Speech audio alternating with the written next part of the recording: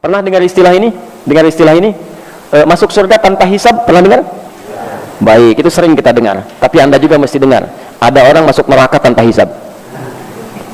Masuk neraka tanpa hisab. Saking cepatnya masuknya itu. Dalam tanda petik ya, saking cepatnya.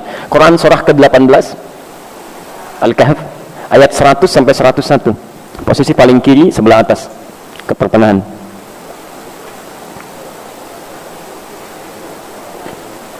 Nah, jadi orang-orang yang masuk neraka ini yang cepat sekali seakan-akan nyaris tanpa hisab, yang masuk itu bukan neraka biasa. Kalau neraka biasa masih ada amal, Pak. Ini amal cari-cari sampai yang sunnah-sunnahnya itu.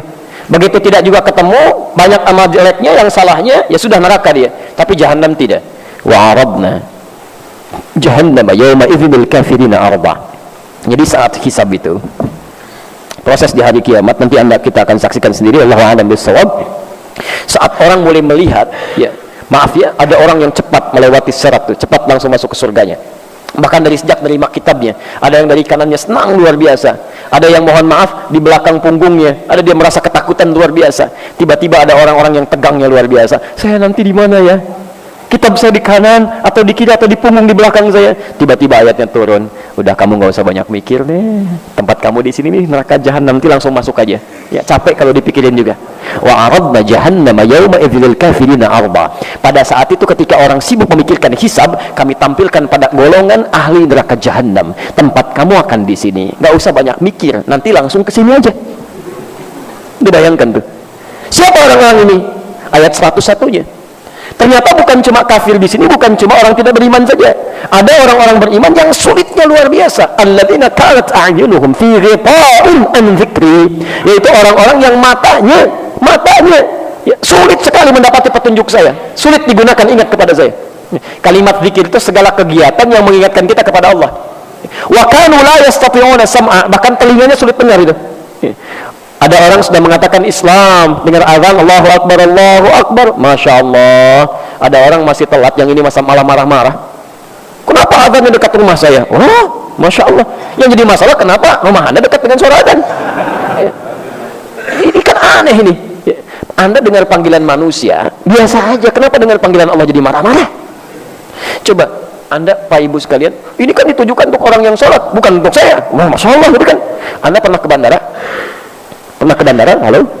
Di airport ya? Baik, ada panggilan di situ?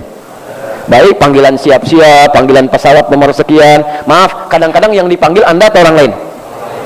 Nah, pesawat Garuda dengan penerbangan sekian siap-siap, padahal Anda mau naik batik misalnya, yang dipanggil orang lain, tapi kan Anda nggak marah. Kedengaran Anda juga, suaranya kencang juga gitu kan. Maaf teman-teman sekalian, kenapa panggilan dunia orang biasa-biasa saja, panggilan Allah bisa pada sewot tuh ya? Kan pada aneh orang-orang ini ya. Nah, tapi yang paling indah adalah dipanggil lewat panggilan, belum mau datang juga, saking sayangnya Allah. Ini yang paling indah. Allah itu tidak akan membiarkan seorang hamba kembali ke akhirat kecuali dia telah mendapatkan petunjuk sampai ke puncaknya. Kalau telinganya nggak bisa dengar, barangkali matanya masih mau lihat. Dia nggak mau ke masjid, belum ke masjid, tiba-tiba diperlihatkan di depan matanya orang mulai berangkat. Dari orang dewasa, anak kecil, orang sudah mulai masuk ke masjid, dia masih betulin mobil begini gitu kan. Mulai lewat, Pak, Assalamualaikum, Waalaikumsalam. Ah, nggak dilihat juga begini. Lewat sampai anak kecil, oh masjid yuk, udah nanti Om nyusul, Masya Allah, ke masjidnya enggak gitu ya. Orang-orang seperti ini yang sulit diingatkan saat di dunia, itu bahkan langsung disebutkan, udah neraka Jahannam, kalau dia tidak bertobat selama hidupnya. Nah sekarang perhatikan sini, orang yang membunuh ini, kalau ada niat pembunuhan dalam dirinya, maka tempatnya paling minimal di neraka biasa dengan siksa seperti tadi. Kalau itu direncanakan, maka tempatnya di neraka Jahannam.